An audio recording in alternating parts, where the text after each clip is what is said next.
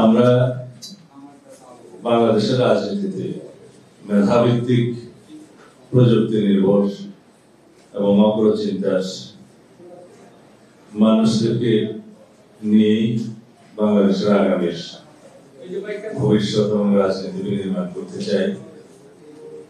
আমাদের 31 সভার মূল বক্তব্য তাই, এবং রাষ্ট্র কাঠামোর প্রয়োজনীয় গণতান্ত্রিক সংস্কারের জন্য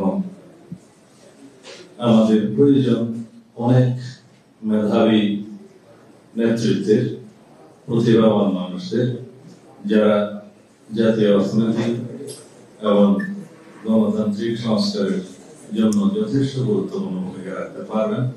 এবং এই প্রক্রিয়ার মধ্য দিয়ে আমরা একটি অর্থনৈতিকভাবে সমৃদ্ধ এবং গণতান্ত্রিকভাবে একটি আমাদের স্বপ্নের প্রত্যাশা বাংলাদেশ নির্মাণ করতে পারবো। সেই পরিপ্রেক্ষিতে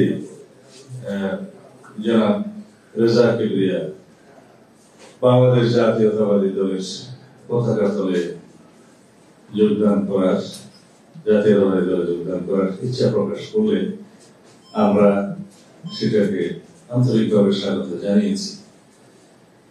আমি বেশি কিছু বক্তব্য না দিয়ে শুধু আশাবাদ ব্যক্ত করব, আমাদের এই গণতান্ত্রিক যাত্রায় যেটা আমাদের মূল লক্ষ্য, জাতির অর্থনৈতিক মুক্তি এবং গণতান্ত্রিক সমৃদ্ধশালী একটি বাংলাদেশ নির্মাণের জন্য আমাদের এই ধারা অব্যাহত থাকবে। আমি এখন তাকে স্বাগত জানিয়ে বক্তৃতা দেওয়ার জন্য